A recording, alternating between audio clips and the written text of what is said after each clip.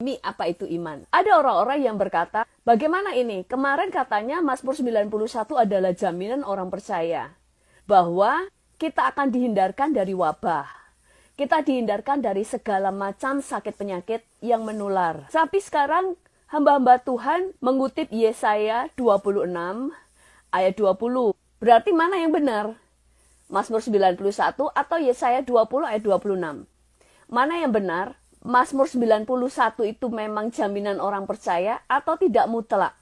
Nah, kita akan belajar apa itu iman. Yang pertama, iman selalu harus berdiri di atas firman. Karena kita beriman kepada Yesus dan firman-Nya. Iman tidak berdiri pada pengertian sendiri. Tetapi iman selalu berdiri di atas firman. Yang kedua, iman itu harus disertai dengan ketaatan dan rema atau perkataan Tuhan secara pribadi kepada kita. Contoh, pada waktu Tuhan akan menyelamatkan keluarga Lot dari Sodom dan Gomora, Tuhan hanya memberikan satu syarat, yaitu pada waktu lari mereka tidak boleh menoleh ke belakang.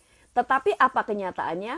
Pada waktu mereka berlari, istri Lot menoleh ke belakang dan dia menjadi tiang garam. Apakah janji Tuhan tidak digenapi? Apakah Tuhan gak bisa melindungi hanya gara-gara istri Lot menoleh ke belakang? Tidak, karena Tuhan adalah Allah yang menepati janjinya. Setiap firman yang keluar dari mulutnya tidak akan pernah kembali dengan sia-sia, tetapi akan mengerjakan seperti apa yang sudah dimaksudkan oleh Tuhan.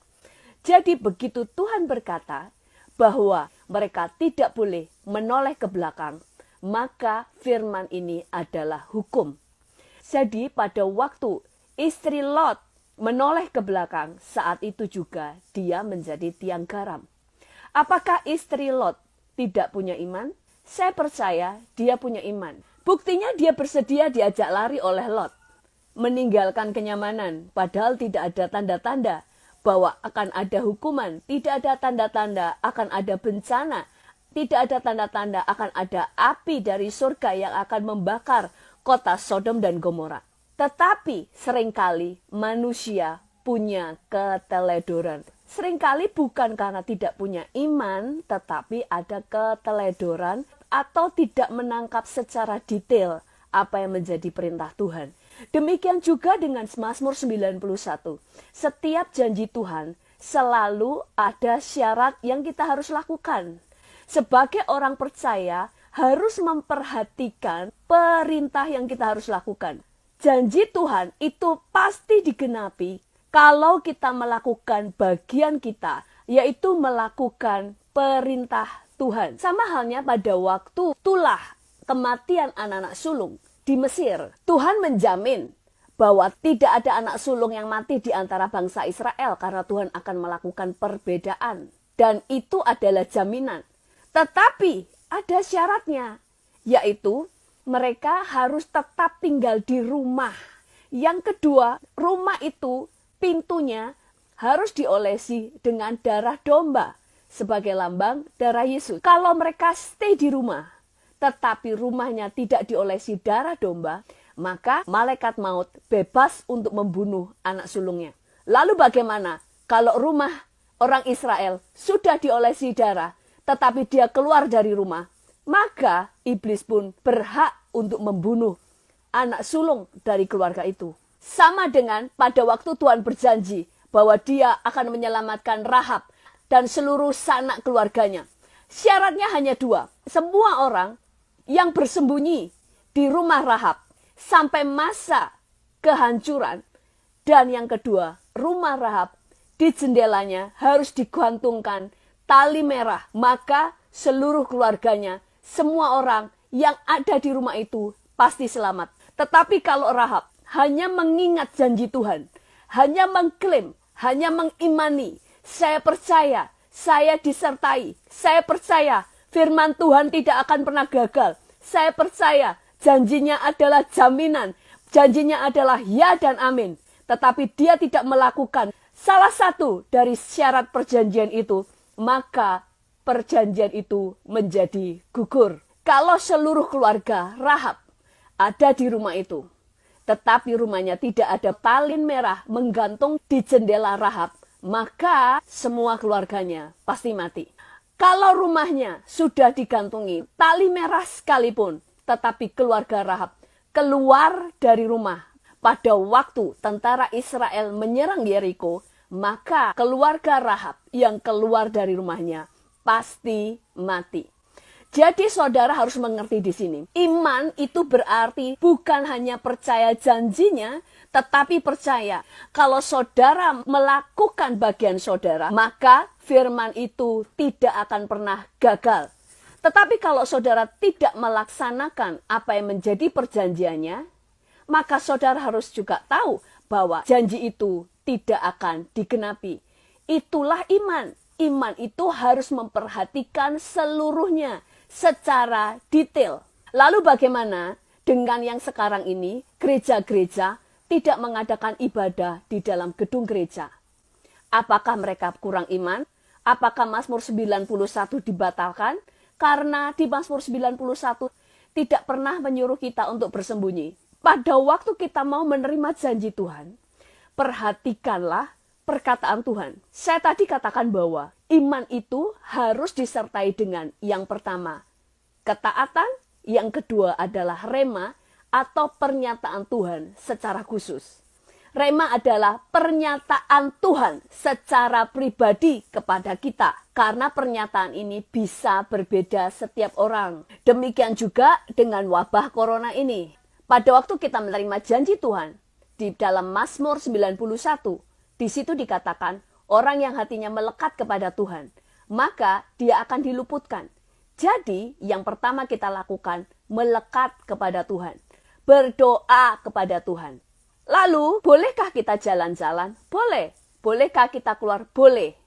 Tetapi, sebelum pemerintah menyatakan bahwa kita harus stay home. Pada waktu pemerintah menyatakan kita harus stay home, dan gereja-gereja diharapkan tidak mengadakan ibadah bersama-sama di dalam satu gedung, maka ini adalah hukum. Sekali lagi, iman harus disertai dengan ketaatan dan rema. Pada waktu pemerintah menyatakan bahwa kita harus stay home, kita harus mengerti di sini, apakah ini suara Tuhan? Maka kita harus cari firman Tuhan. Firman Tuhan katakan, tunduklah kepada pemerintah. Roma 13 ayat 1 berkata, tiap-tiap orang harus takluk kepada pemerintah yang di atasnya. Sebab tidak ada pemerintah yang tidak berasal dari Allah. Dan pemerintah-pemerintah yang ada ditetapkan oleh Allah. Pertama, kita diteguhkan bahwa kita harus taat dengan aturan yang dikeluarkan oleh pemerintah, yaitu stay home. Berarti kalau kita tidak stay home dan berkata, saya beriman kepada Mazmur 91, kira-kira janji itu digenapi atau tidak? Tidak. Karena iman harus disertai dengan ketaatan. Karena Tuhan juga bisa bicara lewat pemerintah. Pada waktu kita menerima perintah dari pemerintah yang ada, kita harus cek di dalam firman Tuhan. Apakah perintah itu tidak bertentangan dengan firman Tuhan? Yesaya 26 ayat 20 berkata, marilah bangsaku, masuklah ke kamarmu, tutuplah pintu sesudah engkau masuk. Bersembunyilah barang sesaat lamanya, sampai amarah itu berlalu. Dan ternyata tidak bertentangan, maka kita harus lakukan. Itulah cara beriman. Jadi beriman itu harus memperhatikan perintah Tuhan. Karena sekali lagi iman harus disertai dengan ketaatan dan rema. Sama dengan pada waktu Tulah yang ada di Mesir, dan Tuhan berkata di dalam Keluaran 8 ayat 22 dan 23, di sini firman Tuhan berkata bahwa pada waktu ada Tulah yang ada di Mesir, Tuhan berkata dia akan mengecualikan Goshen. Berarti semua bangsa Israel yang berada di Goshen akan selamat. Tetapi yang keluar dari Goshen pasti kena Tulah. Jadi iman itu harus memperhatikan apa yang Tuhan coba katakan kepada kita. Tetapi Musa keluar dari Goshen dan menghadap Firaun. Kenapa dia tidak kena Tulah? Karena mereka diperintah oleh Tuhan maka perintah Tuhan itulah yang menjadi jaminan dalam hidupnya. Tapi bangsa Israel tidak mendapatkan perintah untuk keluar bersama-sama dengan Musa dan Harun. Demikian juga dengan kita. Kalau ada gereja-gereja yang kemudian Tuhan suruh mengadakan ibadah KKR kesembuhan, kalau itu perintah dan dilaksanakan, perintah itu adalah jaminan pada waktu mereka mengadakan KKR. Semua yang ada di KKR itu tidak mungkin kena wabah karena perintahnya adalah jaminan. Tetapi tetap tidak boleh ada pemberontakan. Karena begitu pemerintah menyatakan larangan, tapi kita mendapatkan firman yang berbeda, maka kita juga harus minta izin kepada pemerintah. Kalau memang itu pernyataan Tuhan, maka Tuhan yang bertanggung jawab untuk menggenapi perintahnya supaya KKR itu terlaksana. Petrus pun pada waktu berjalan di atas air, dia tahu bahwa tidak ada yang mustahil bagi orang percaya. Tapi dia tetap harus memperoleh rema, memperoleh firman Tuhan yang dinyatakan secara pribadi kepada dia. Itu sebabnya sebelum terjun untuk berjalan di atas air, Petrus bertanya dulu kepada Yesus, "Tuhan, kalau Engkau itu, suruhlah aku berjalan di atas air." Jadi Petrus perlu perkataan Tuhan secara pribadi. Dan Yesus menjawab, "Datanglah." Dan atas perkataan Yesus, "Datanglah," itulah Petrus berani keluar dari perahunya dan berjalan di atas air. Dia tidak sedang berjalan di atas air, tetapi sebenarnya dia sedang berjalan di atas firman, yaitu datanglah. Jadi kita belajar di sini, di dalam beriman, perhatikan perintahnya. Kalau saudara harus cuci tangan, saudara harus memakai masker, lakukan perintahnya. Itu adalah bentuk dari ketaatan, bukan bentuk dari ketakutan. Karena hikmat yang kita peroleh, hikmat yang kita butuhkan bukan hikmat manusia, tetapi hikmat Allah. Hikmat kita lebih banyak untuk melihat apa sih yang Tuhan ingin kita kerjakan, apa sih pesan yang tersembunyi, apa sih yang sebenarnya Tuhan ingin kita kerjakan dari setiap situasi yang ada, apa yang sebenarnya Tuhan sedang ingin katakan kepada kita. Lalu kita mulai taati apa yang Tuhan sampaikan. Jadi mana yang benar? Mazmur 91 atau Yesaya 26 ayat 20? Dua-duanya benar. Tuhan Yesus memberkati.